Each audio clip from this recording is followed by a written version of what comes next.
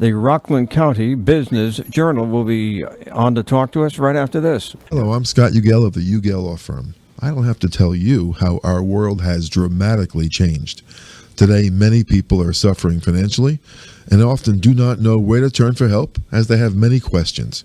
I have been practicing consumer law for over 35 years and have handled thousands of cases where we help people save their home through loan modifications and/or forbearance agreements by going to state Supreme Court, bankruptcy court, or without having to go to court at all.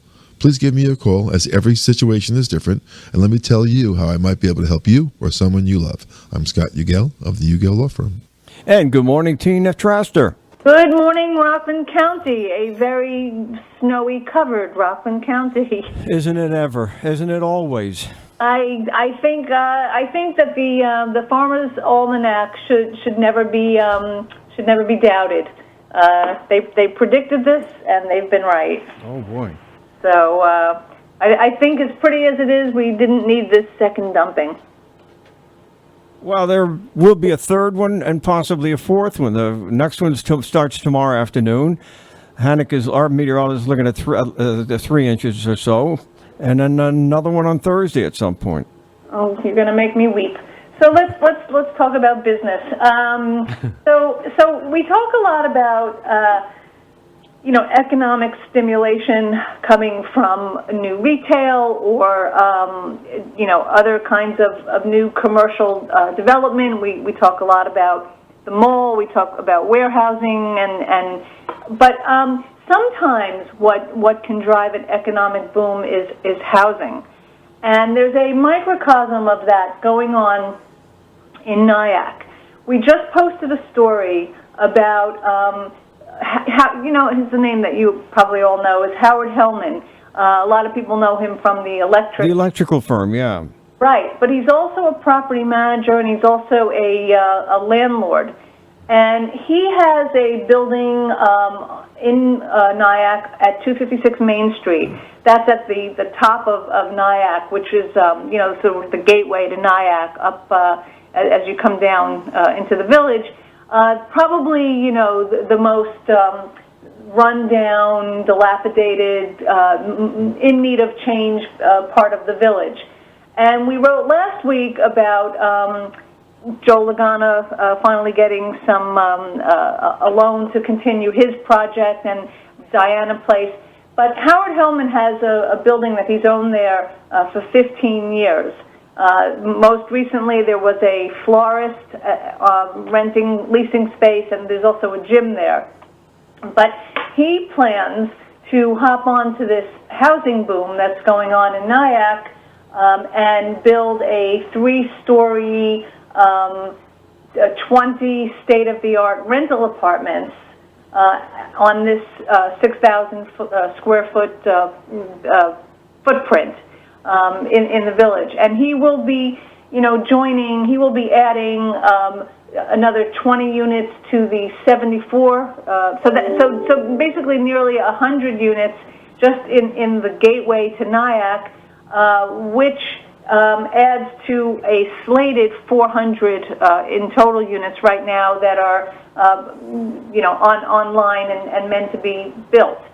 And the thing that's interesting about this is not so much this one project in a vacuum, but how it fits into Nyack's plan to grow, to create more density, and how the presumption is, and I think that this is probably a sound presumption, is that when you create this sort of residential density, it stimulates the local economy because it puts in, let's just do rough math. I mean, if you've got 400 odd new units, and just on average there's 2 people per unit, I mean, you're potentially putting, another 800 or so people into the village, and presumably on the basis of the sort of properties that are coming online, younger people who are millennials and people who've got money to spend and want the walkability and want the vitality of a village. we spoke with the mayor, Don Hammond, and he was telling me something which I found to be pretty interesting.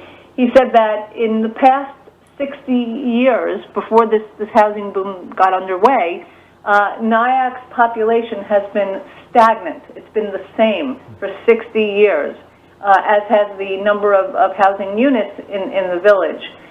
So it totally makes sense when you look at, again, some of the dilapidated buildings or fallow sites or old factories or places that have not contributed to the economy, and they are repurposed for rentals, and you get an influx of people who want to walk to the new supermarket that's coming online in the summer, that want to, walk to get their coffee or their pastry or what have you. And this, in turn, stimulates economic development. Now, it's not limited to a place like Nyack, because there are other parts of the county, that are kind of ripe for this same sort of opportunity. We know that in Nanuet, they're trying to do the TOD around the train station. Villages like Haverstraw, Suffern, and Pearl River, just to name a few, are all places where, and Sloatsburg too, where this is a good opportunity for Rockland to look at ways to grow and to be more vibrant and to stimulate the economy in another way that brings small businesses and brings ground floor retail, and also brings new blood and new energy into the county. So interesting story. It's just one building, 20 rental apartments. In and of itself, it doesn't seem like, okay, well, that's just one project. But when you take it as part of the bigger puzzle here, it's an interesting look at how, Nyack really is potentially in a state of transition, and one that can help its local economy. And that's what we're all thinking about right now, as we're still really in the pandemic, trying to muscle our way out of it. But what does the future look like? And just to add one more layer to this is, again, we throw some stats into the story that show the demand for housing in the suburbs right now, because urban dwellers want to get out of the city. So don't they ever? Yeah, well, they do. That's the question, why? Well, because after a year of seeing how tough it is to Zoom school children at home and to live in close quarters, and I get in elevators, and and the massive increase in crime. Well, there's just been a push, an incentive to rethink how we live, and the other thing is that if we are going to be going to our offices more infrequently, then that gives us a greater opportunity to think about how we're living and whether or not you really need to live in the city. The city has really taken a hit, the office market, the housing market, and places like Rockland and Westchester are potentially benefiting from this shift.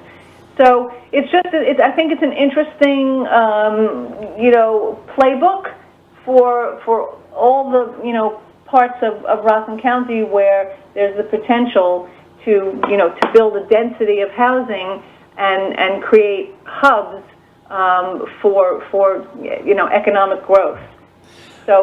So this would be in this week's edition of the Rockland County Business Journal, correct? That is right. An online publication, rcbiz, journal.com.